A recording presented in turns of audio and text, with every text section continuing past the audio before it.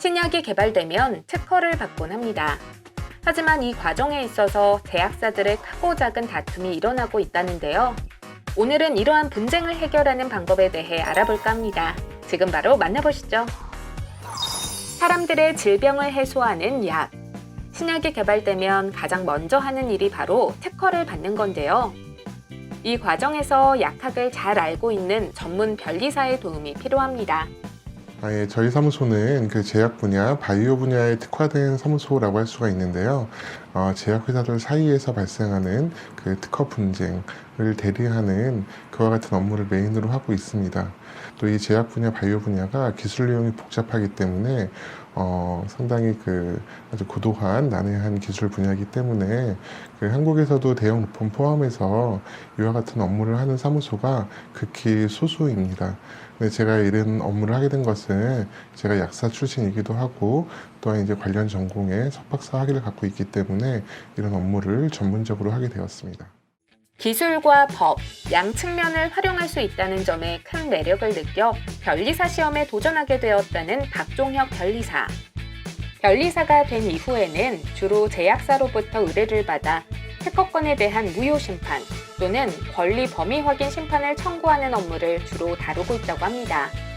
제약회사는 크게 두 가지로 나눌 수가 있고요. 신약을 개발하는 오리지널 회사, 그리고 제네릭 의약품을 만드는 제네릭 제약사, 이렇게 둘로 나눌 수가 있는데, 저희 사무소 같은 경우에는 그 제네릭 제약회사로부터 수임을 받아서 오리지널 제약사가 가지고 있는 특허권을 무효로 하거나 또는 국내 제네릭 제약사가 개발한 의약품이 오리지널 특허권의 권리 범위에 속하지 않는다라는 그 확인을 구하는 그런 특허 소송을 이제 주업으로 하고 있습니다.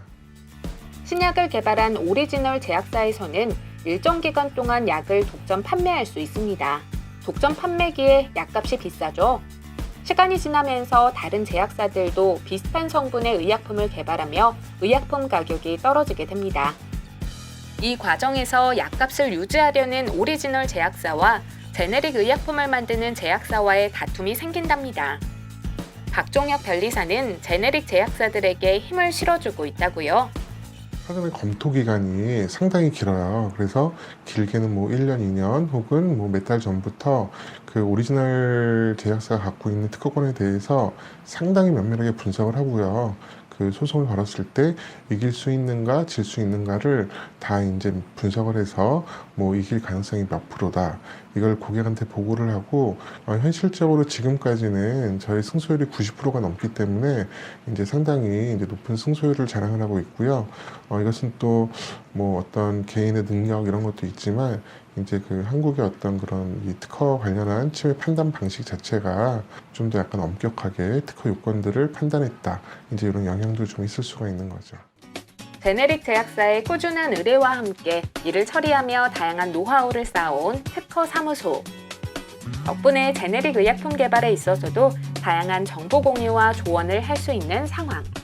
2015년도에 이제 한국의 한미 FTA 관련해서 그 허가 특허 연계 제도라는 그런 새로운 제도가 약사법에 도입이 됐거든요. 그런데 그 제도에 의하면은 제네릭 회사가 제네릭 의약품을 출시하기 위해서 거의 필수적으로 소송을 거치도록 이렇게 좀 제도가 좀 이제 되어 있어요. 근데 이제 제가 그 허특제도 도입 당시에 관련 위원으로 업무를 많이 처리했기 때문에 이 제도 자체에 대한 좀 이해가 좀 깊고요. 또 그런 이유로 인해서 이제 국내 제약사들이 소송을 그 새로운 제도하에서 소송을 시작하게 될 때 상당히 많은 사건을 경험할 수 있는 그런 기회를 가졌거든요. 저는 그 점에서는 수임 건수가 거의 제일 많은 소기업 편에 속하기 때문에 어떤 그게 좀 특장점이라고 할 수가 있을 것 같습니다.